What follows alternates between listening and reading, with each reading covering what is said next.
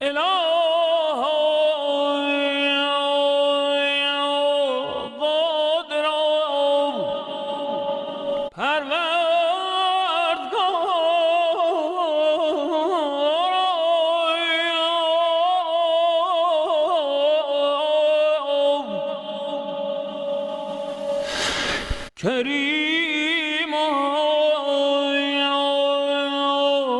منعم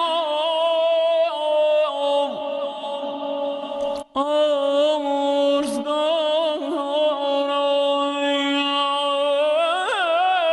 ای خدا.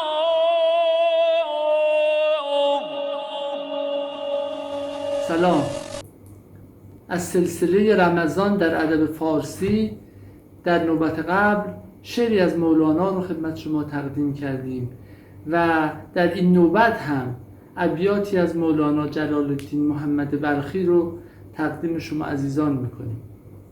در شعری که میخوام برای شما بخونم، مولانا روزه رو به مادری مهربان تشبیه میکنه که مراقب کودک دل ماست و این کودک نباید دست از دامان مادر بکشه، باید مدام چادر مادر رو نگه داره، به خاطر اینکه این مادر روح او رو تغذیه میکنه، از شیره جانش به او میده و زمینه رشد و بالندگی او رو فراهم میکنه، به او سرپناه میده، به او آغوش گرم هدیه میکنه و کمک میکنه که آرام بگیره کودک جان ما. این چهره درخشان ادب فارسی یعنی مولانا در اشعار مختلف تشبیهات مختلفی میکنه تا اینکه ما رو با مفهوم عمیق و دقیق روزه و روزه‌داری آشنا بکنه و یکی از زیباترین شعرهاش همین شعر هست که در این نوبت خدمت شما میخونم. سوی اطفال بیامد به کرم مادر روزه. اطفال یعنی ما، کودکان قلب ما رو به اطفال تشبیه میکنه.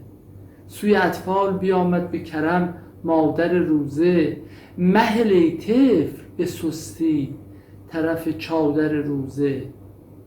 بنگر روی ظریفش، بخوران شیر لطیفش، به همان کوی وطن کن بنشین بر در روزه.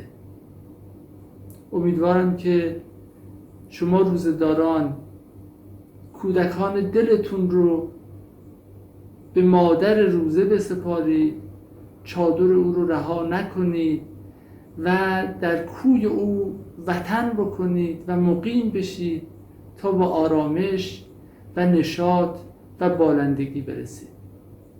تا نوبت دیگر، بدرود.